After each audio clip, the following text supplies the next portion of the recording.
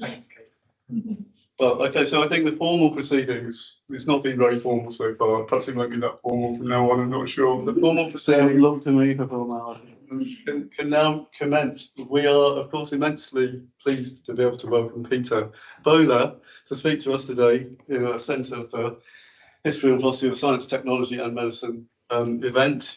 Peter's been working in the archives at the University of Aberdeen over the last day or two, looking at J. Arthur Thomson. So that's really exciting to see those papers being looked at. Peter's a professor at Queen's University Belfast. He's a fellow of the British Academy. He's a past president of the British Society for History of Science, and no doubt much else besides. He's a very eminent historian of evolution, the environment, genetics, popularization, and many other things. And it continues with no sign of abating.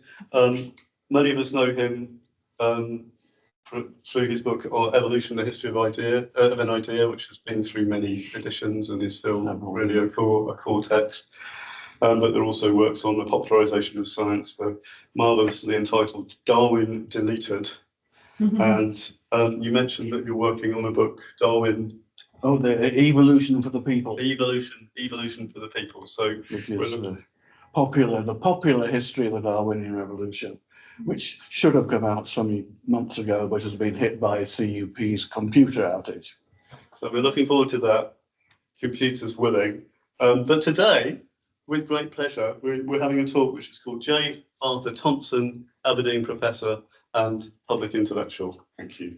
Thanks very much, Ben.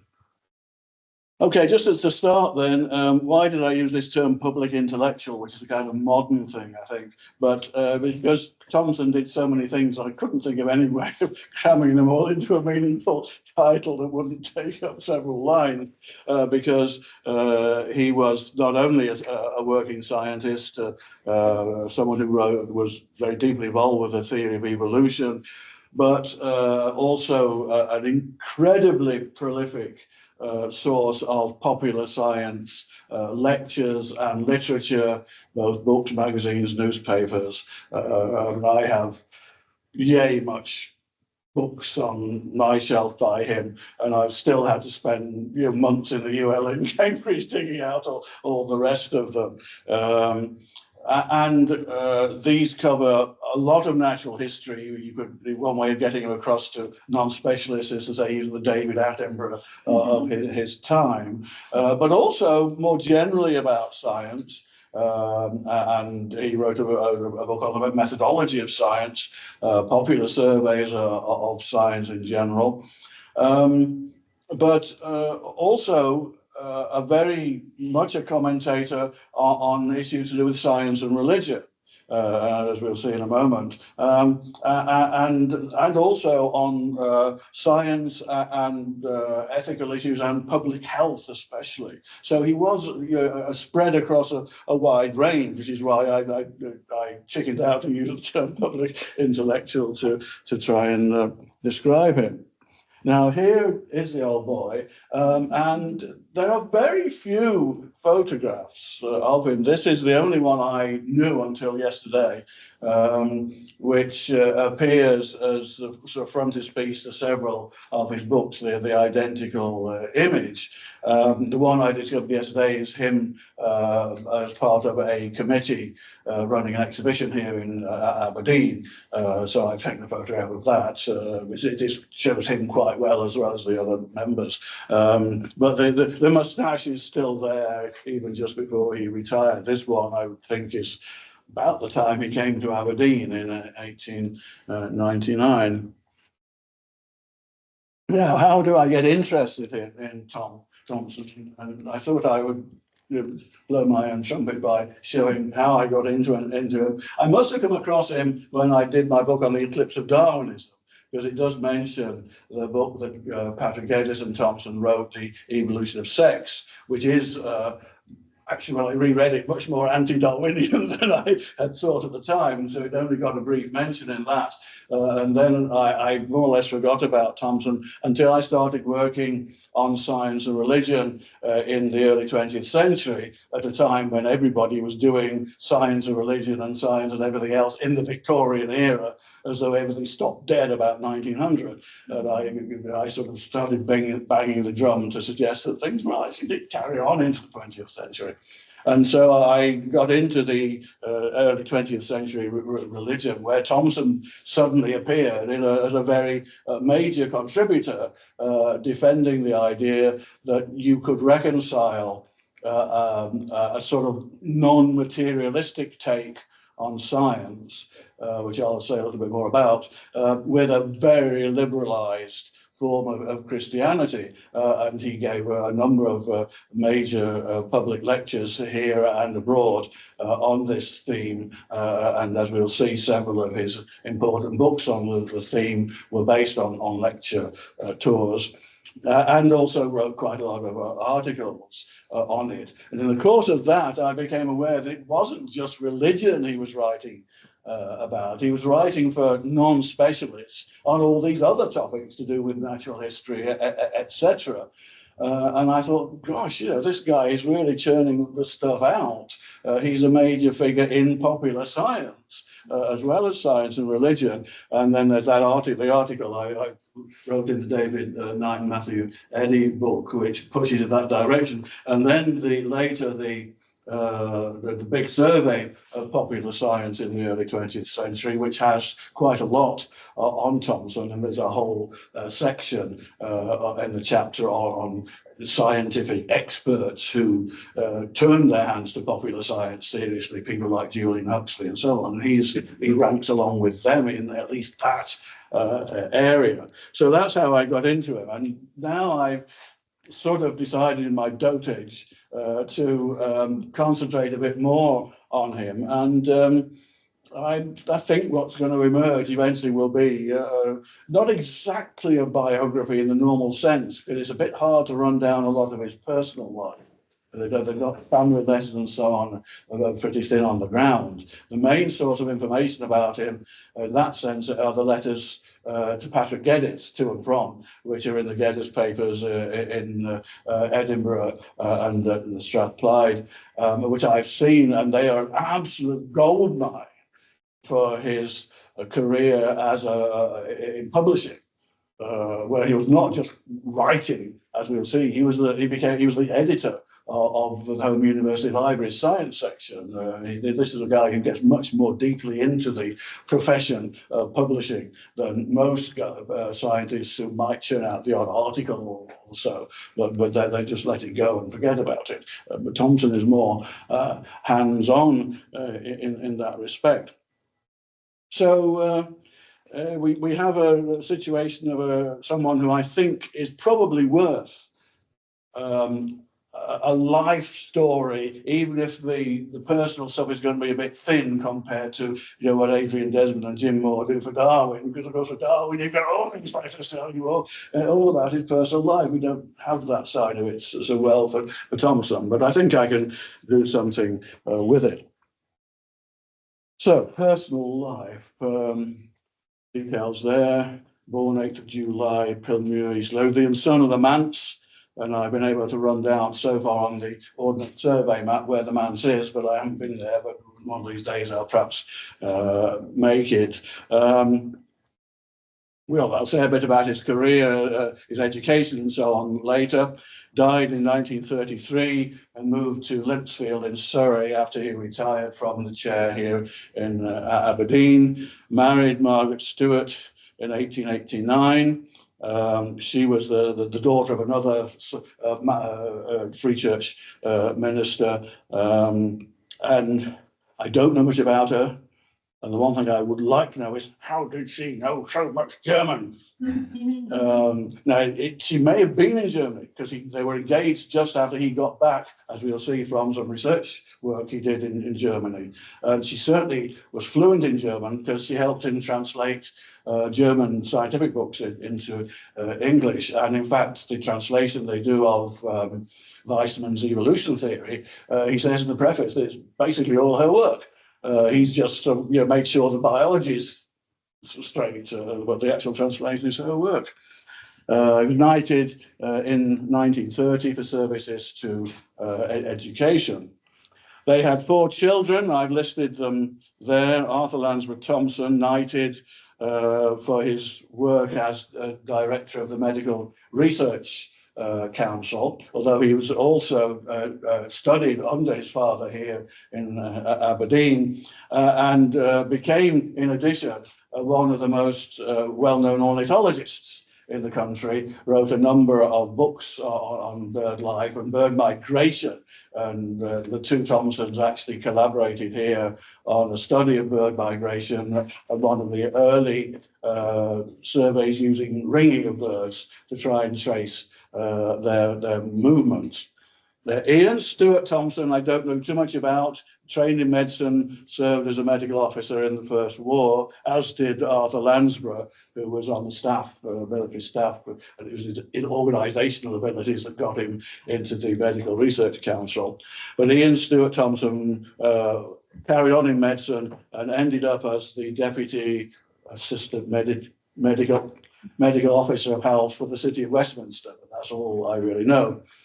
Maribel, the daughter,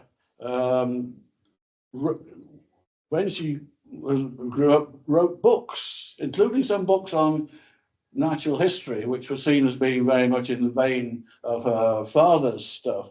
But she also wrote novels, vast numbers of novels, under the name Maribel Edwin. As far as I know, it's a pen name, not a married name. And I haven't seen any of the novels because Cambridge University Library, despite being a copyright library, has some of the natural history books. It doesn't have a single one of the novels, and I'm trying to debate, do I have to go down to the British Library in London to get some of these things? It's probably cheaper to go online and buy some of them things for a few quid a pop to get them. And then David Lansborough Thomson. Lansborough, incidentally, is the family name of Margaret Thomson, the wife, and their mother. He became an endocrinologist, and quite a well-known one, and got the chair at McGill University in Montreal, and subsequently was, I think, president of the university or something. He became very senior. So at least two of the kids, Arthur and David, became very, very eminent in their own right. Early career. Now, the MA in Natural History at Edinburgh in 1880, that's what I'm hoping to find out a little bit more about tomorrow when I get into the archives there. 1880 was the year that Sir Charles Wyville Thomson retired, exhausted from the chair because of the work of editing the reports of the Challenger oceanographic expedition.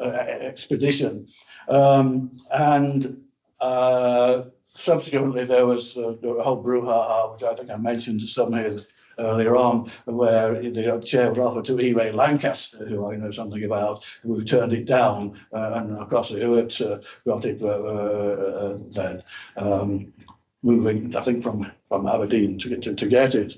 So I'd like to know more about the MA. Unfortunately, Costa Hewitt's class notes are supposed to be in the archives there, and it took, of course, a couple of years before Thomson, so that might be a good clue.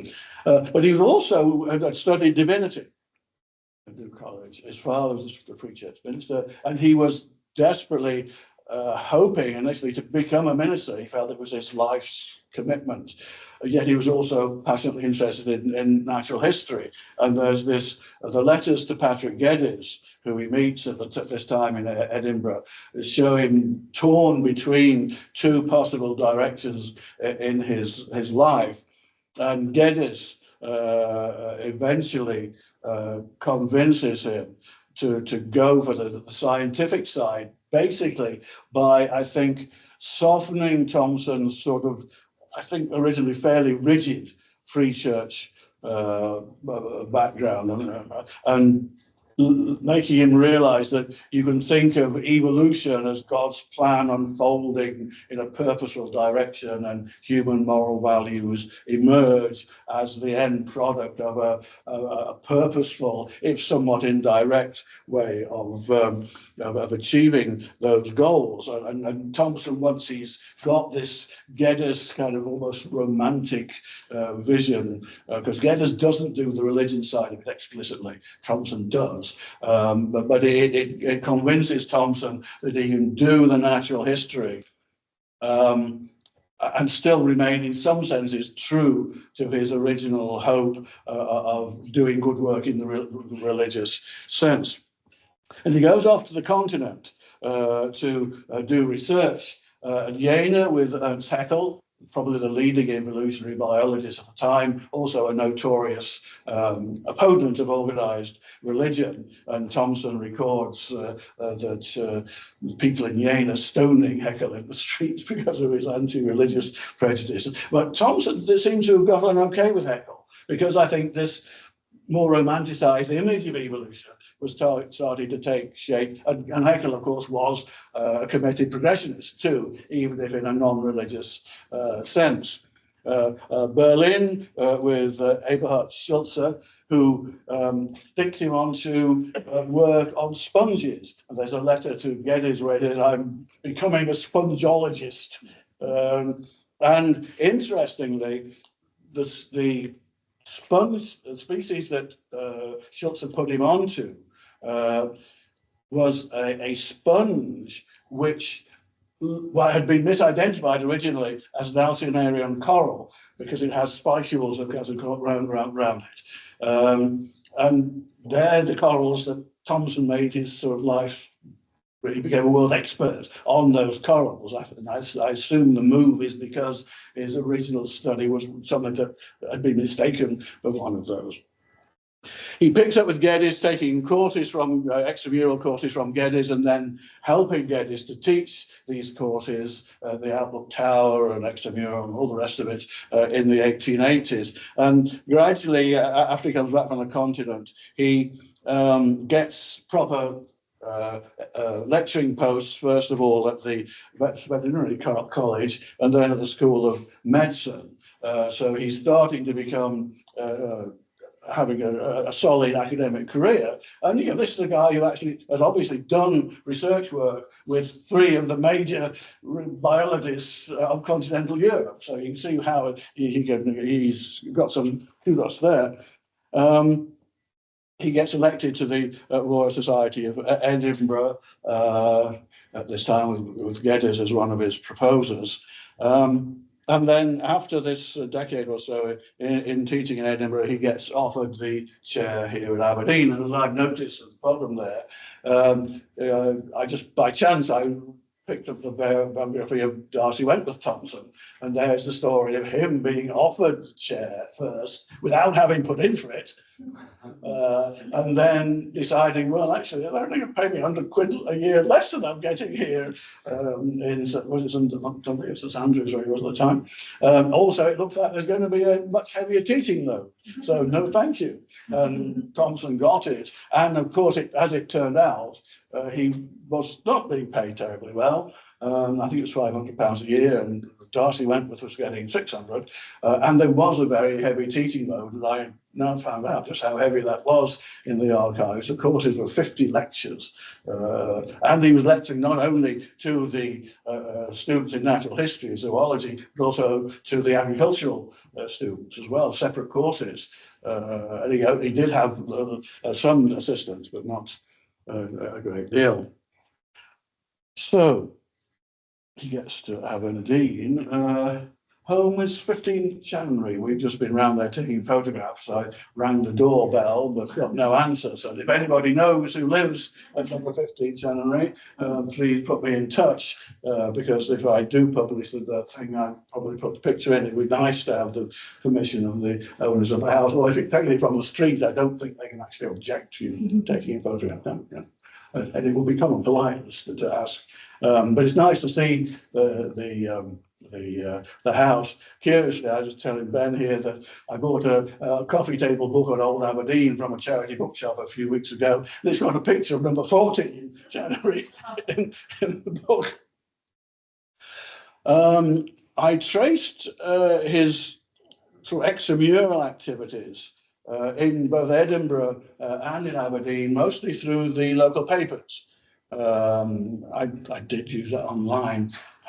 Mea culpa, I forgot to actually use online sources. I hate to do, but it's the only way with newspapers. And you get a sense from the lecturing. This is a guy who's giving, a dozen popular lectures a year to all sorts of different organizations, including, as I think I say there, prisoners in the local jail, who apparently was really appreciative of his support. So he's very, very active. This starts in Edinburgh and carries on throughout his career in Aberdeen. Despite the huge lecturing load at the university, he is giving masses of lectures locally, also getting called upon to do lecturing around the country and ultimately around the world.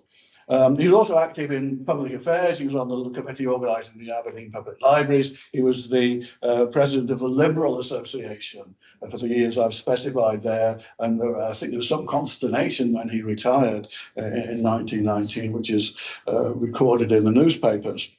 I mentioned there the lecture tours abroad. He went to South Africa in 1909 to talk about the religious implications of evolution. And I assume this was the first year of the South African Association for the Advancement of Science, that they had their first meeting that year. And I assumed that he would have been invited to that. It turned out he's not mentioned in the report. It was an entirely separate thing in the same year, and he did a tour of Pretoria and Johannesburg and Cape Town. And just as a matter of interest, one of the lectures in Pretoria had very poor attendance because there was a freak snowstorm. They're not used to snow in Pretoria. And then United States and Canada, several of the tours there. The last one in 1930, taking him all over the country, right over to California. He gave lectures at Yale and the University of California and so on. So he was clearly being in demand for serious public lectures. And of course, he gave the Giffords to St Andrews, which I'll mention later. By 1930, though, although he went on this tour and he was sending back weekly reports to the Glasgow Herald for his weekly column that he did for them. He was apparently getting in poor health. He had to retire. And they moved down south to Limpsfield in Surrey, where he gradually deteriorated and passed away, and is apparently buried there. I found out a few weeks ago that Janet Brown, the biographer of Darwin, comes from Limpsfield.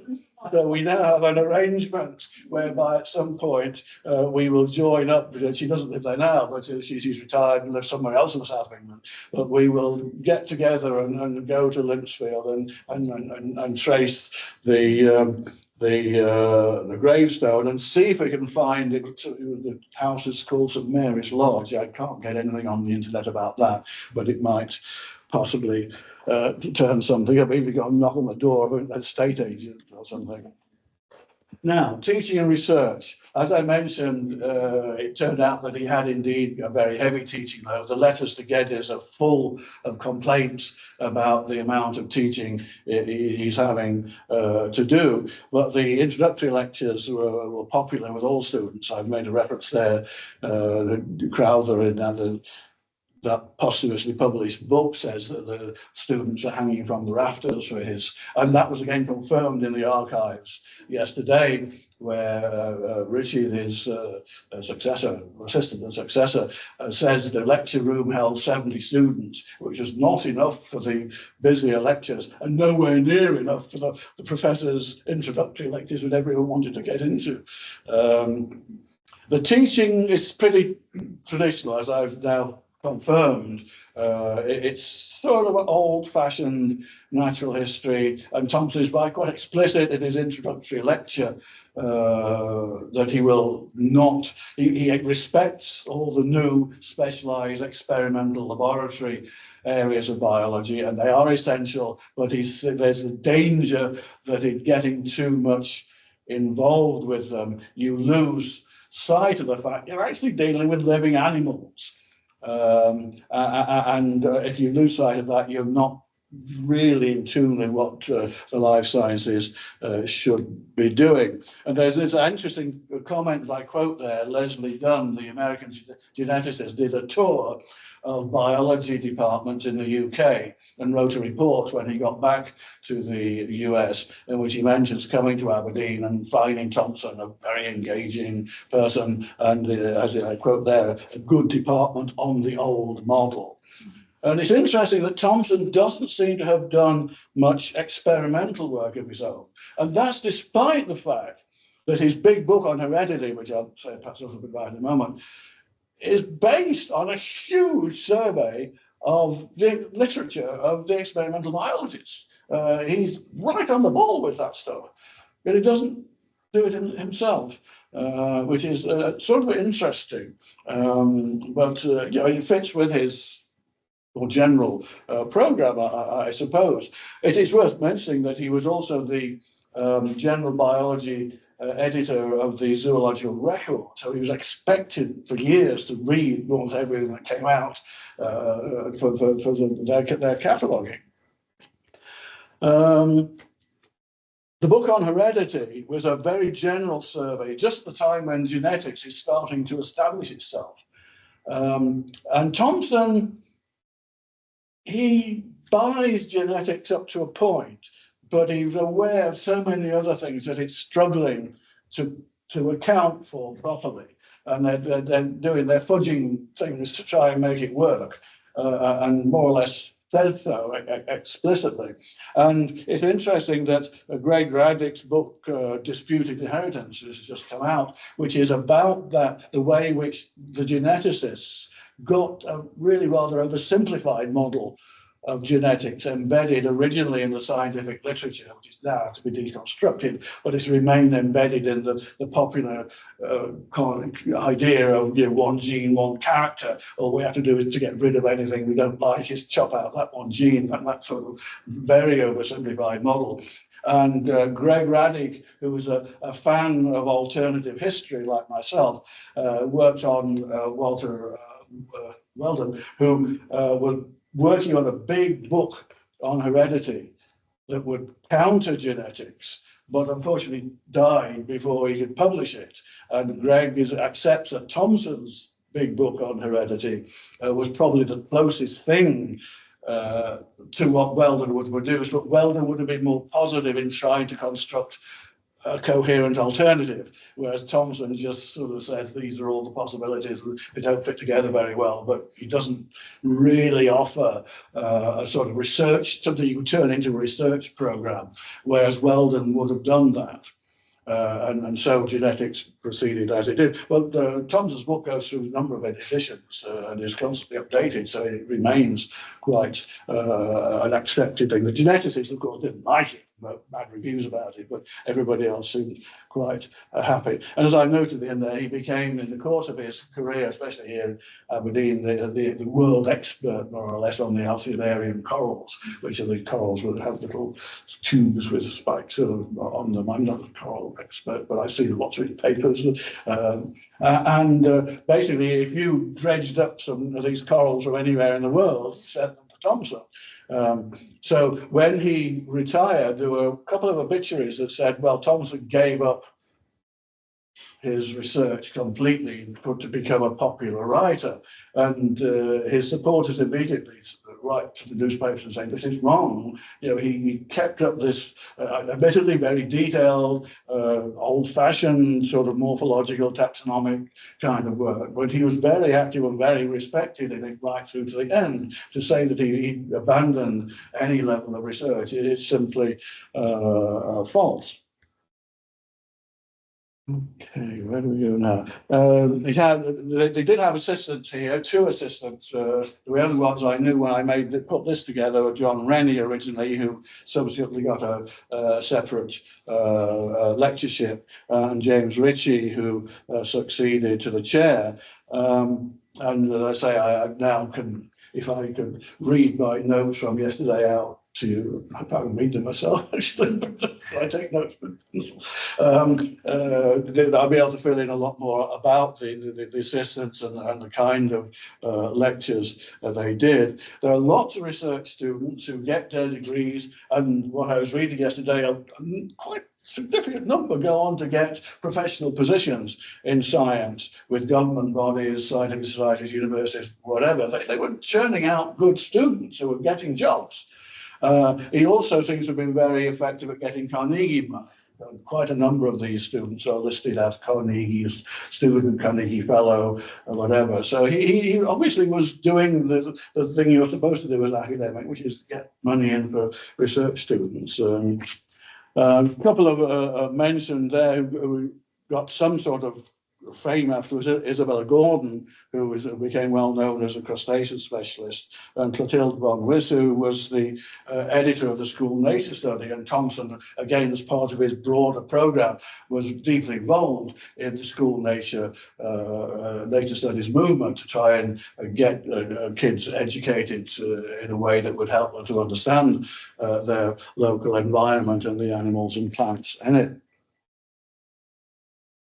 Now, Geddes, who is sort of the bane of my life at the moment, in the sense that he looms so large over a Thomson project. The only reason anybody today has ever heard of Thomson is because if they've read a biography of Geddes, which will have mentioned that Thomson was the collaborator, the one collaborator who could A, turn Geddes's stuff into readable English, and B, get him to finish anything.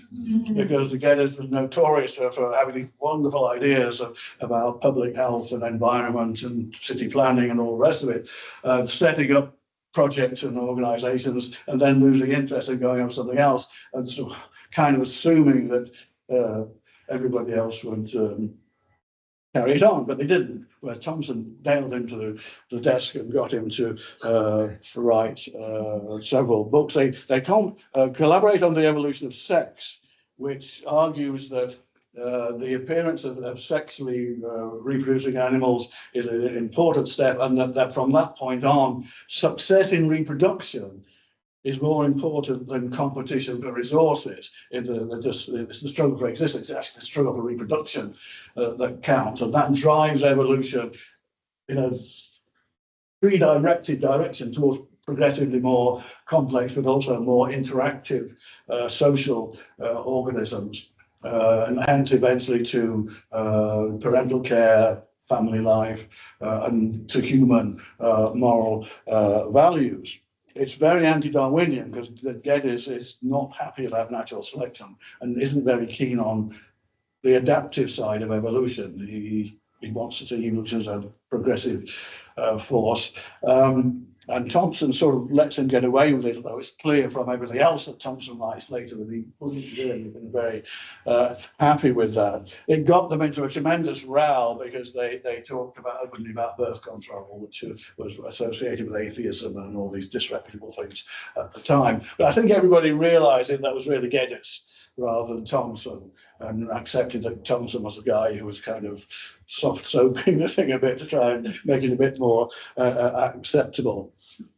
And then, Thomson is the letters tell us a great deal about the extent to which Geddes converted Thomson to this notion of progressive, purposeful, morally valued evolution, which helps him to make sense of his biological work. And then they go on to write a number of joint texts, the evolution in the Home University Library, and I'll say a bit about that library in a moment, problems of sex, which is Home University Library, biology is Home University Library, and at the very end of Thomson's life, they produce this huge, great 2-volume thing called Life, Outlines of General Biology, which, it's very old-fashioned by the time it comes out.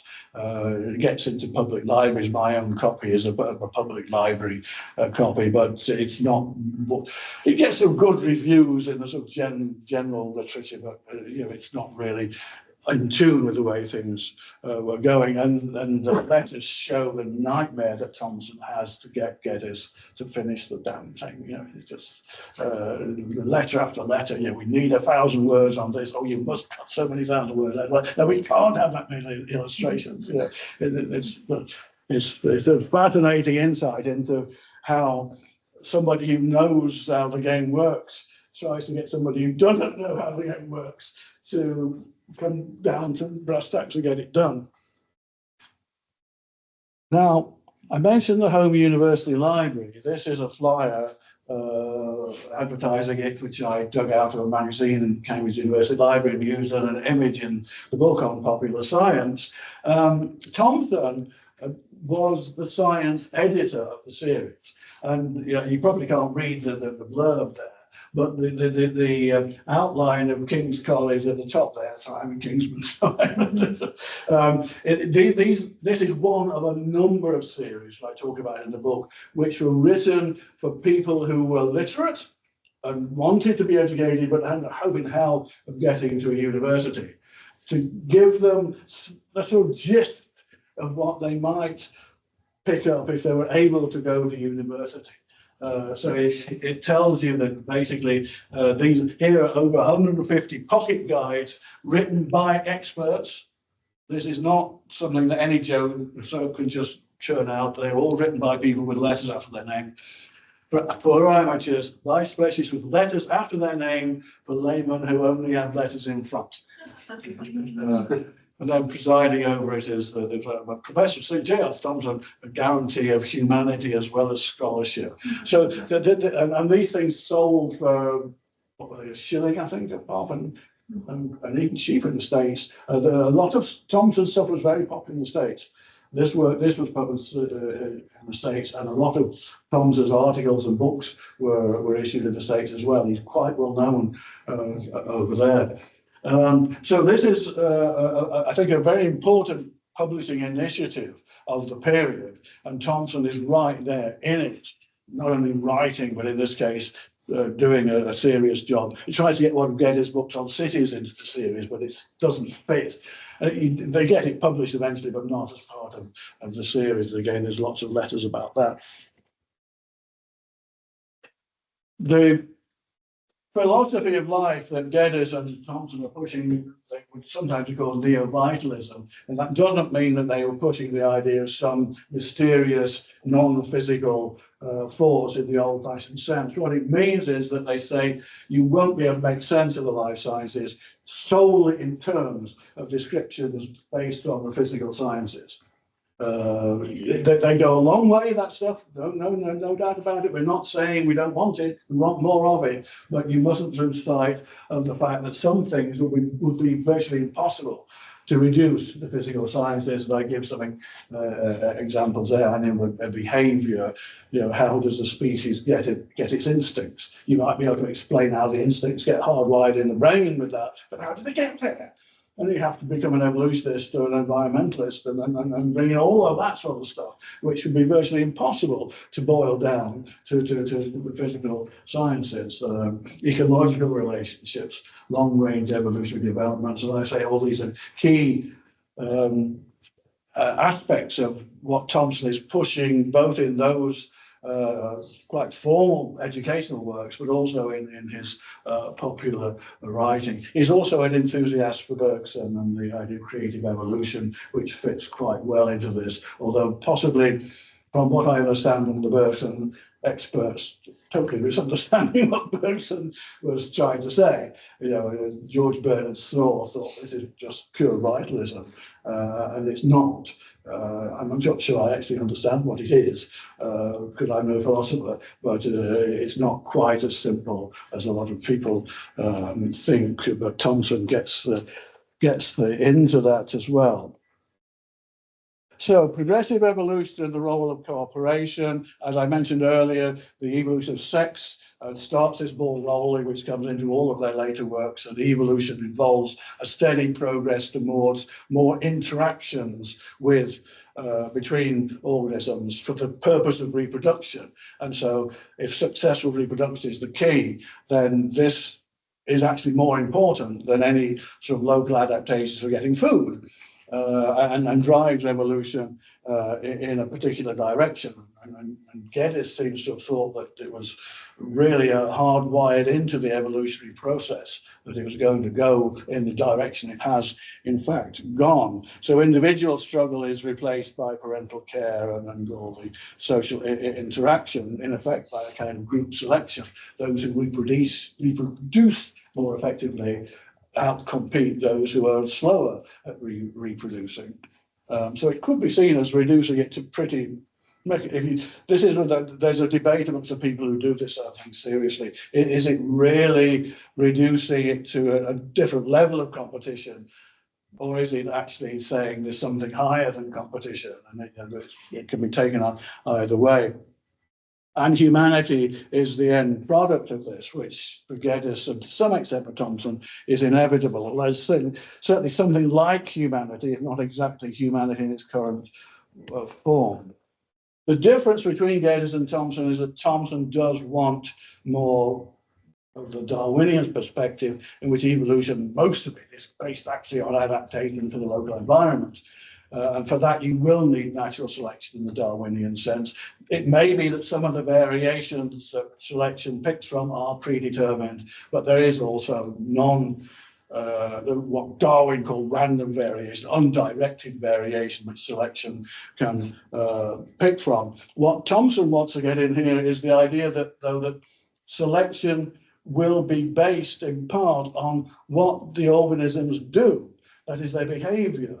Because if you meet an environmental challenge, they have to change their behavior to respond. And the way they change to respond will then determine what selection will go for.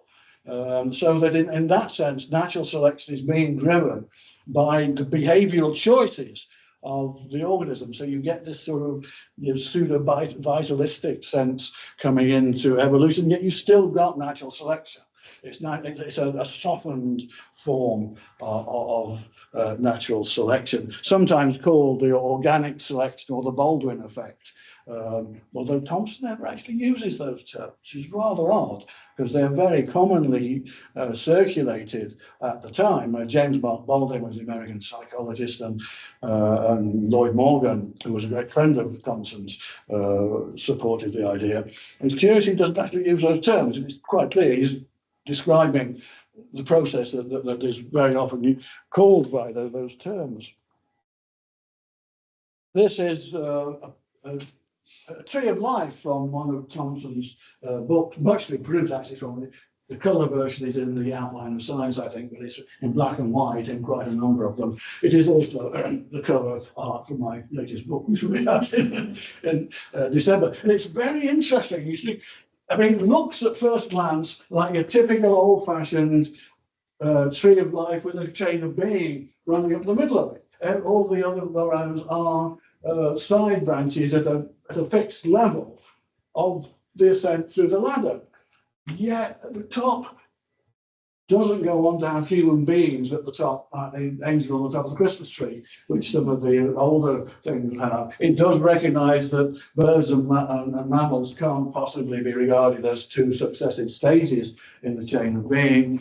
And so it's a sort of hybrid. I think it shows that Thomson is getting the idea that evolution isn't a ladder.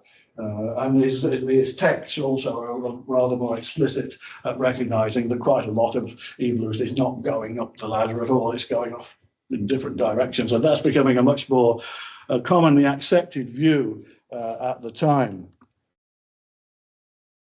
Okay, now I'm going to run through some lists of books here, and I don't expect you to memorize all these books. They're there just to give you some idea of the sheer amount of stuff that this guy wrote. So I broke it down into categories. Books on fairly local natural history, Scottish and maybe British.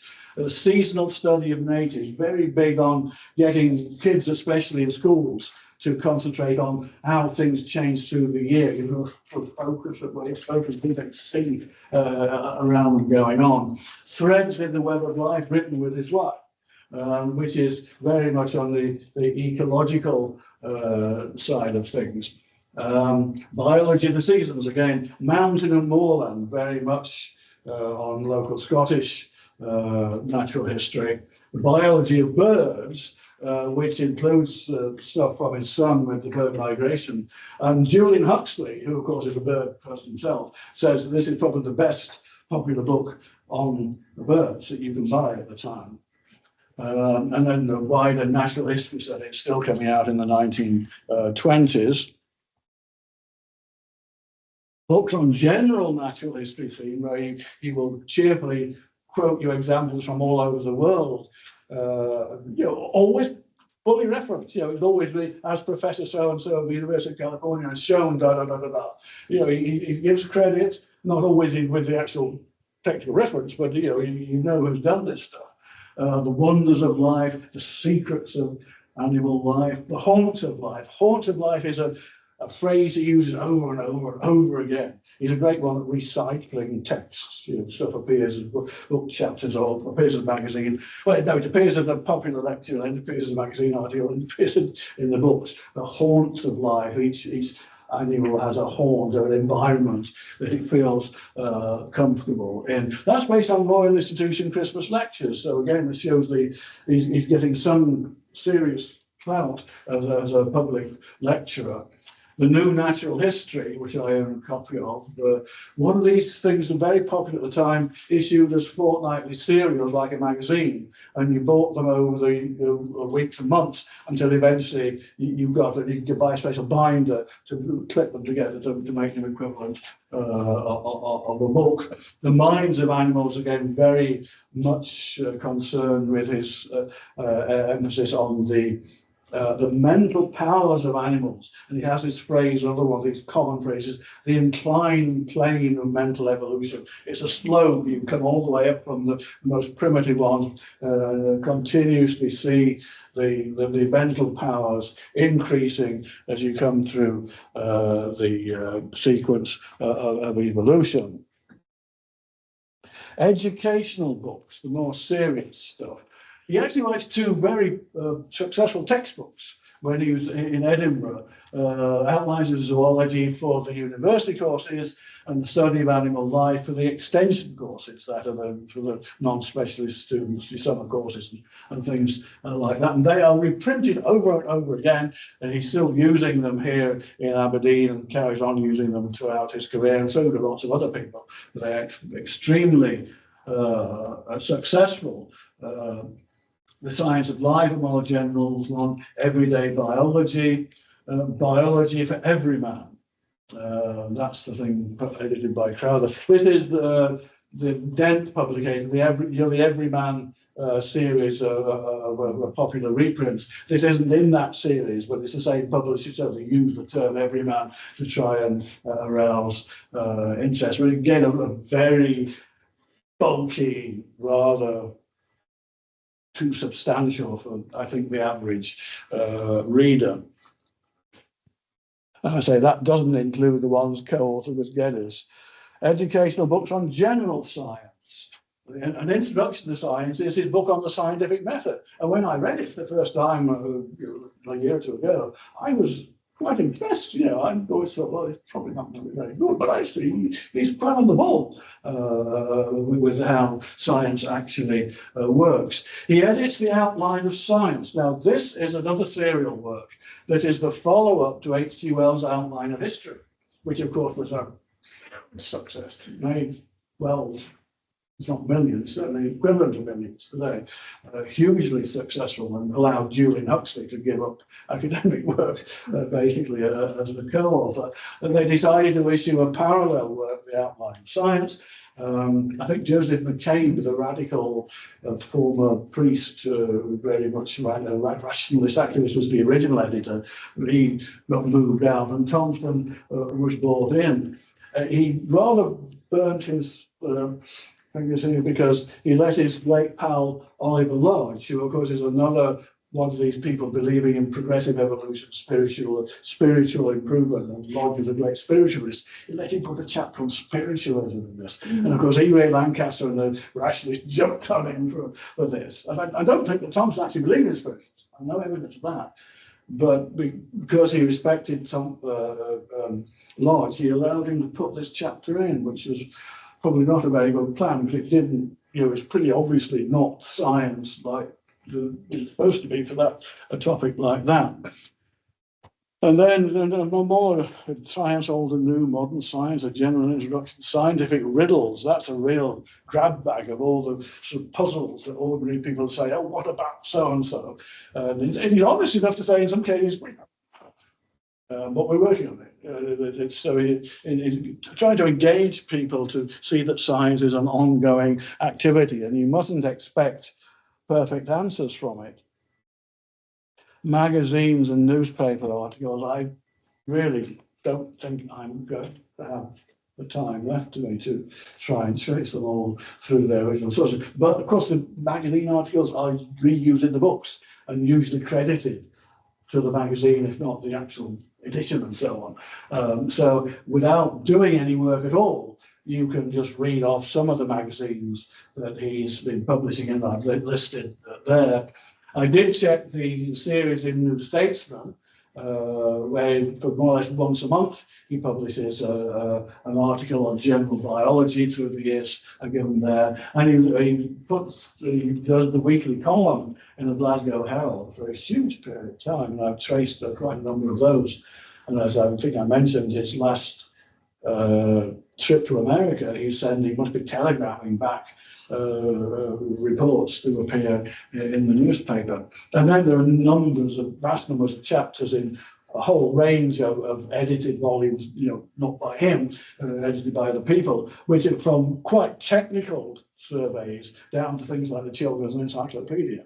A huge range of coverage of levels, and Thomson could write at all of these levels quite happily.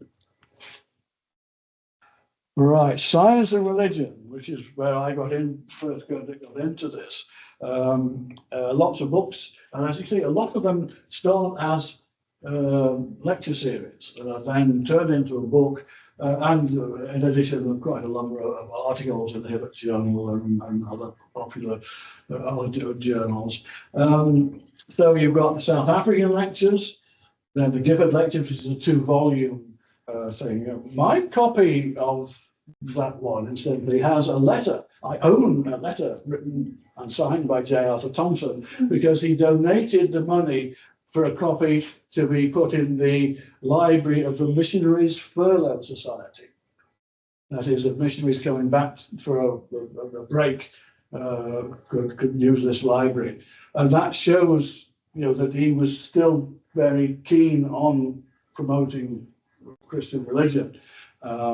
And they pasted the letter on the front of the book. So when I bought it, I got this thing, which is quite a nice thing to have. The Gospel of Evolution is a very popular thing in the John of London's popular series. But yeah, the Gospel, the good news of evolution, it's all going to work out okay in the end. It shouldn't be alive today, but after all, he had lived through the First World War, so he was very much concerned with social problems of that.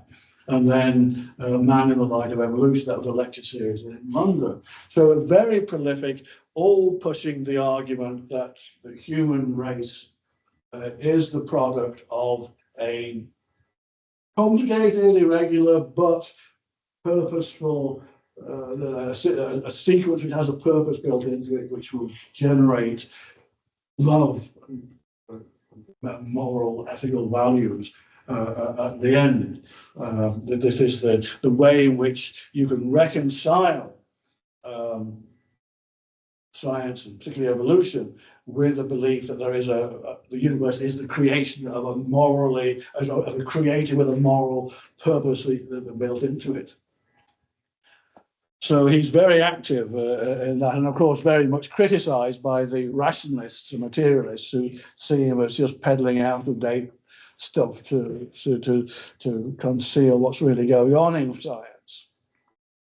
And I think this is the last slide, social issues, including eugenics. He's on the fringes of the eugenics movement, particularly worried about the eugenic implications of the war, First World War, where he accepts the position that was quite widely promoted by scientists, that it's killing off the best specimens of the human race, and is hence not what a eugenist should be, who wants to improve the race, should be thinking of. Then with his wife, he writes, the position of women biologically considered. The whole point of Geddes' theme is that men and women are not the same. You know, biology fixes their different characters, but they are equally important. And woman's role is particularly important because the family becomes ever more important as social life becomes more complex.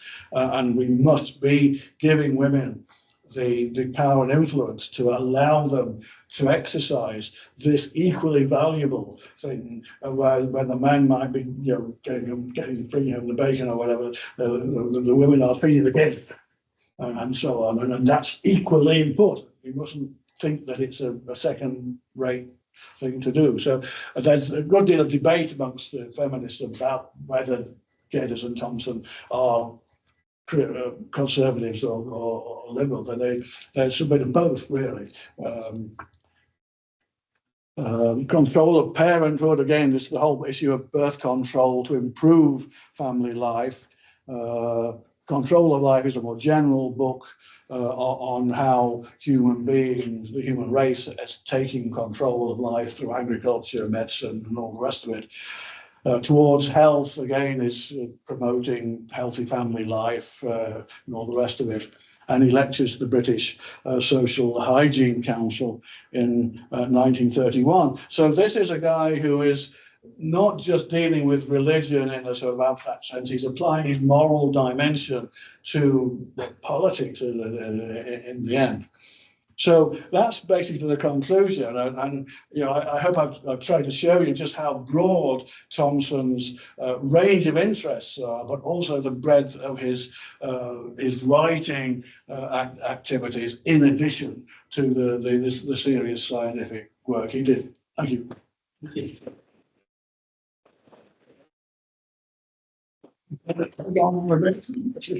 Heavenly length. Just before we continue, I'm going to stop recording.